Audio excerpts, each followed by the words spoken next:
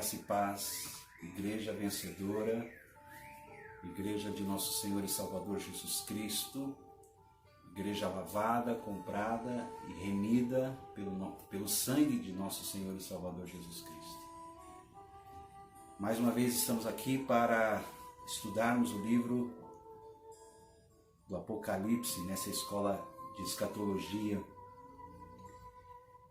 Nós demos uma introdução, vamos ainda continuar dentro daqueles 5 pontos, daquelas 5 sessões, e vamos começar a nos aprofundar agora tendo um encontro maior, né? Não apenas um encontro por semana, mas de 2 a 3 encontros, porque tem muita informação, tem muita coisa para ser falada e nós precisamos desse conhecimento. A palavra do Senhor diz que o meu povo perece por falta de conhecimento. Jesus disse: errais, não conhecendo as Escrituras nem o poder de Deus. Conheçamos e prossigamos em conhecer ao Senhor. Como alva, a sua vinda é certa. E conhecereis a verdade, e a verdade vos libertará, e verdadeiramente sereis livres. Gostaria de ler ainda, baseando, colocando bases para essa escola escatológica, o texto de Apocalipse capítulo 1, versículo de 1 a 3, e queria que você se colocasse dentro dessa bem-aventurança, assim como eu estou me colocando. O texto diz assim: revelação de Jesus Cristo que Deus lhe deu para mostrar aos seus servos as coisas que brevemente devem acontecer. E enviando-as pelo seu anjo, as notificou a seu servo João, o qual testificou da palavra de Deus e do testemunho de Jesus Cristo de tudo quanto viu. Bem-aventurado aquele que lê, e bem-aventurados os que ouvem as palavras dessa profecia e guardam as coisas que nela estão escritas, porque o tempo está próximo. Que Deus nos dê sabedoria, que o Senhor nos dê revelação no pleno conhecimento de Cristo Jesus. Dando sequência, queridos, nós podemos dizer que Apocalipse é um livro de conclusão para o plano eterno de Deus. Apocalipse é um livro de conclusão.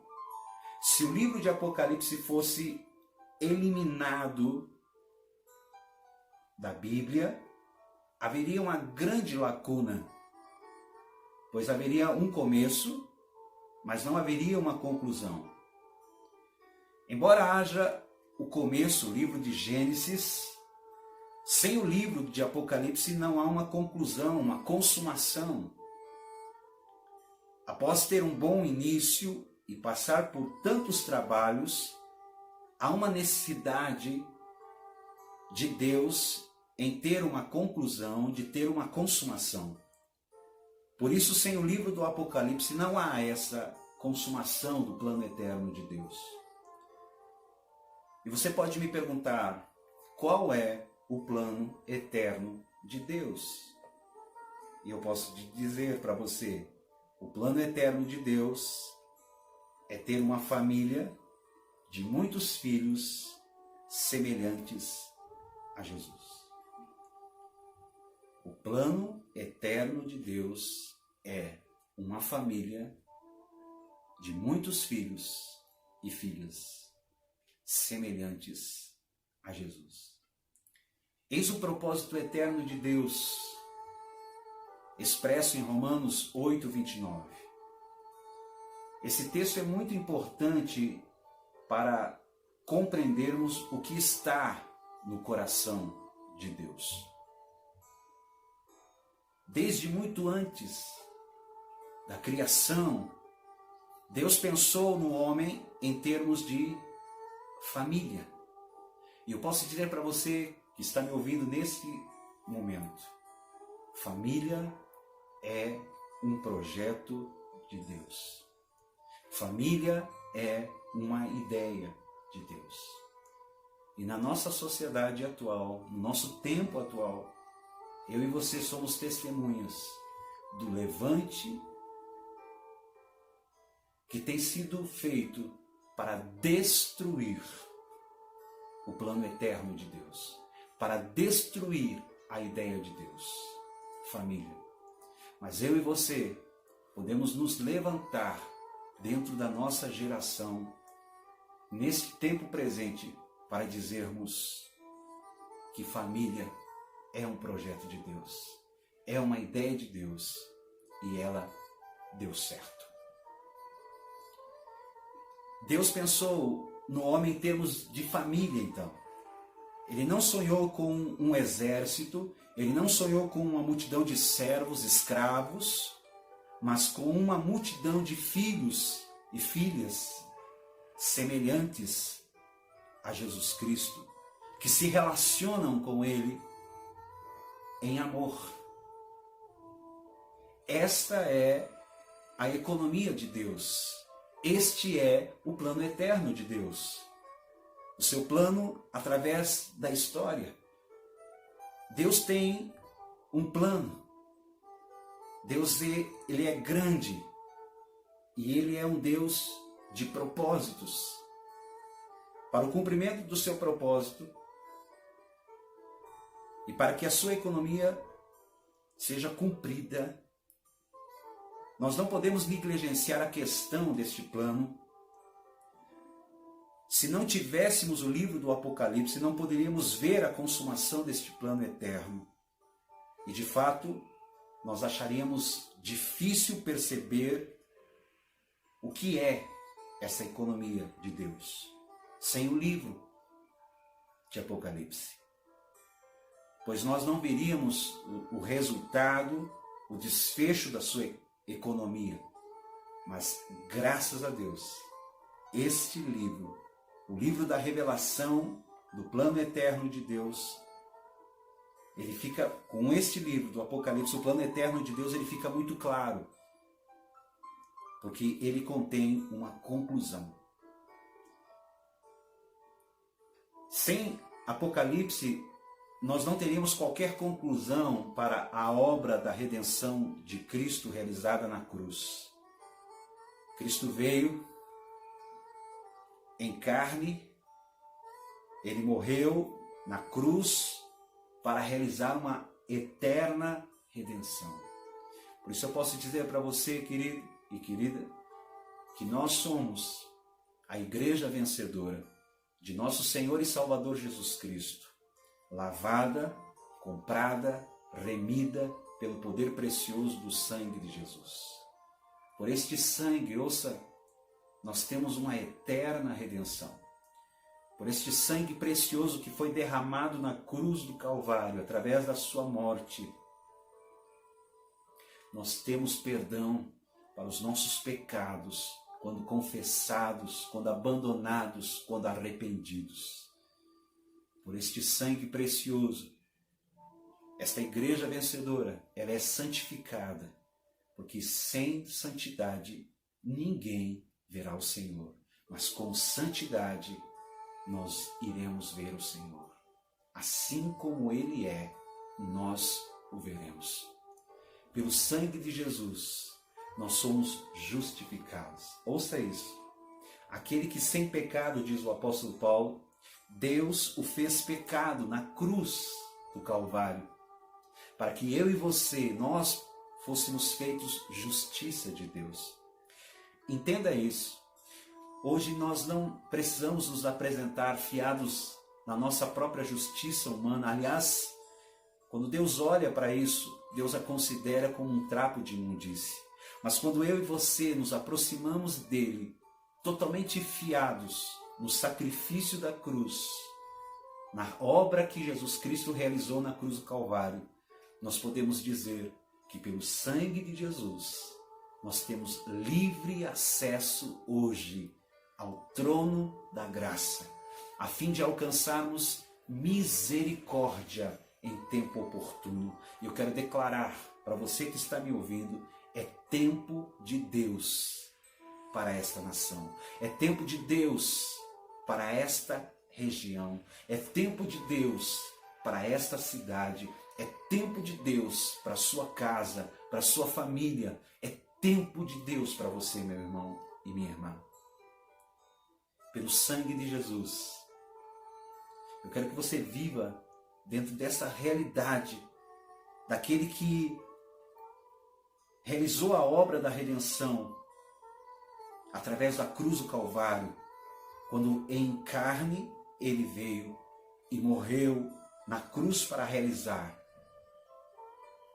o meu resgate, pagando o escrito de dívidas que constavam de ordenanças que me eram prejudiciais. Ele encravou na cruz, despojando todo o principado, toda a potestade, os desmascarou e triunfou sobre eles. E ele me colocou, como colocou a você, igreja vencedora que me ouve, nos lugares celestiais. Em Cristo Jesus nós estamos assentados acima de toda resistência, acima de toda oposição espiritual.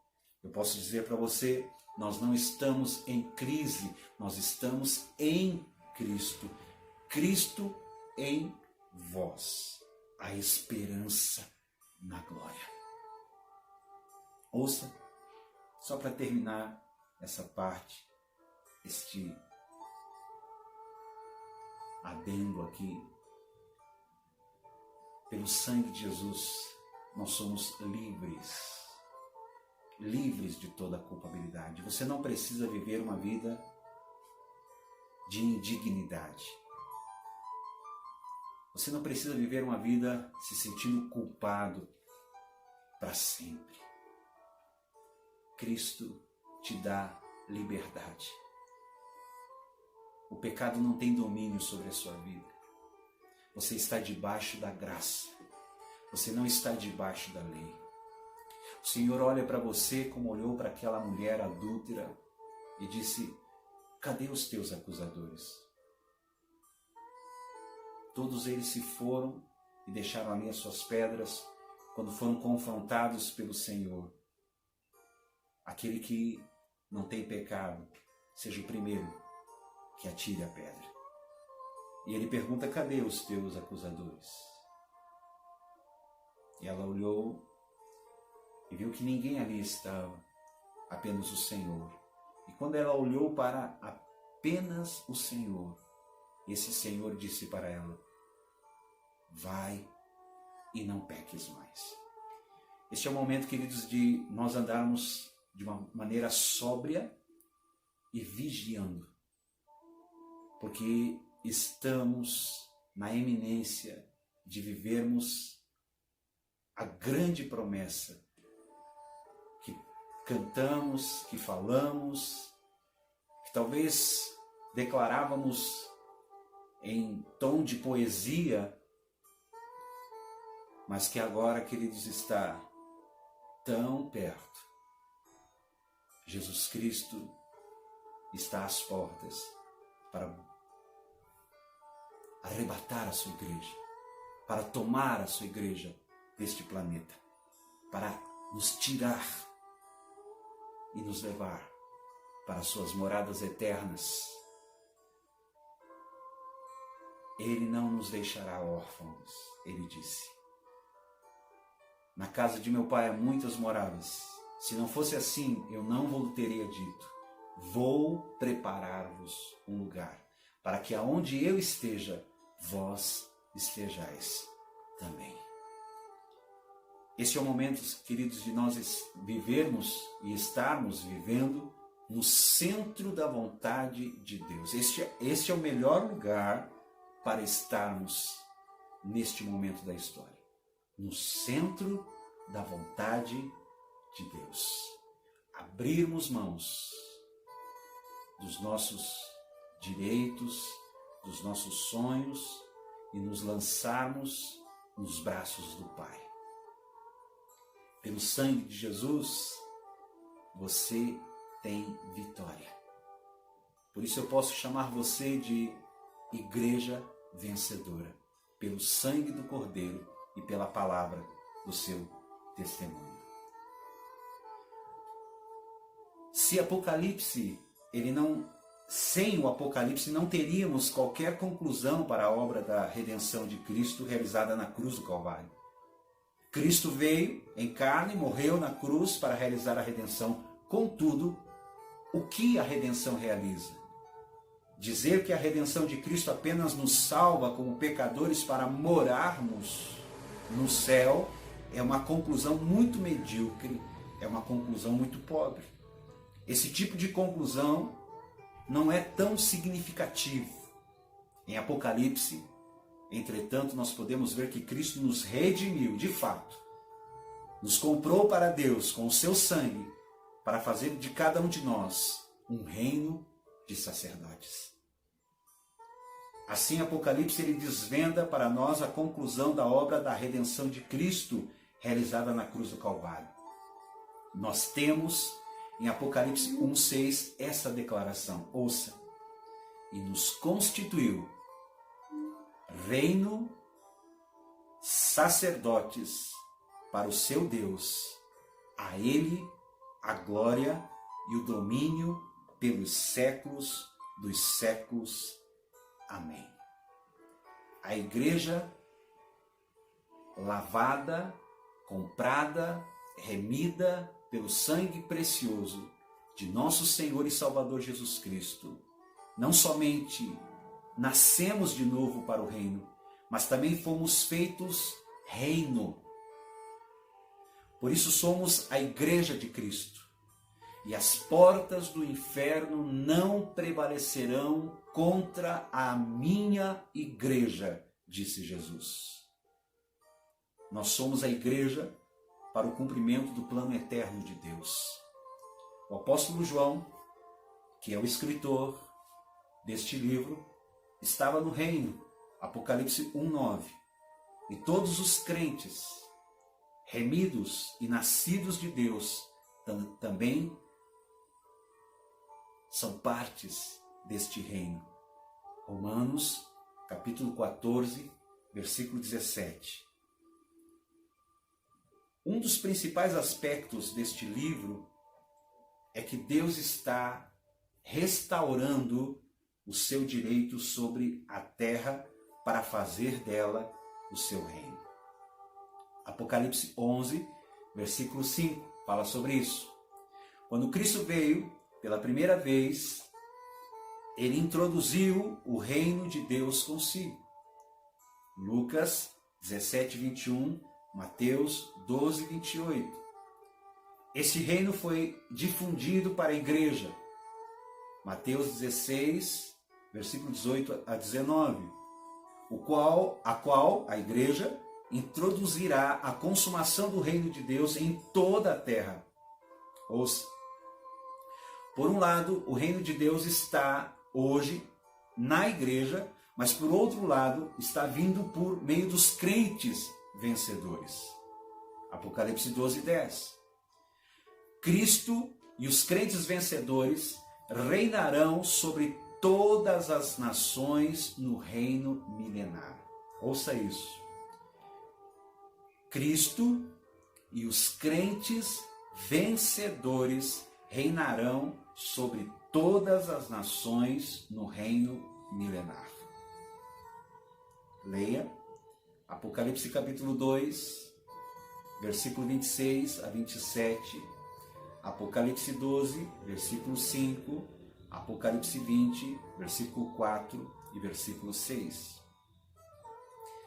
A redenção, por meio do sangue da nova e da eterna aliança, não apenas nos faz reino para Deus, mas também sacerdotes para Ele. 1 Pedro capítulo 2, versículo 5. O reino é para o domínio de Deus, ao passo que os sacerdotes, sendo aqueles que expressam a sua imagem, são para a sua expressão. 1 Samuel capítulo 2, versículo 35 diz: Então suscitarei para mim um sacerdote fiel, que procederá segundo o que tenho no meu coração e na minha mente. Edificar-lhe-ei uma casa estável, e andará ele diante do meu ungido para sempre. 1 Samuel 2,35. Esse sacerdócio é régio. Esse sacerdócio é real. Esse sacerdote é a maior autoridade que Deus tem sobre a face da terra. Esse sacerdócio é para o cumprimento do propósito original de Deus. Esse sacerdócio real está sendo exercitado hoje na vida da igreja. Apocalipse 5, versículo 10. Ele será praticado intensamente no reino milenar. Apocalipse 20, versículo 6. E se consumará de maneira final e máxima na Nova Jerusalém. Que o Deus eterno te abençoe, que o Deus eterno te dê sabedoria, que o Deus eterno te dê revelação no pleno conhecimento de nosso Senhor e Salvador Jesus Cristo.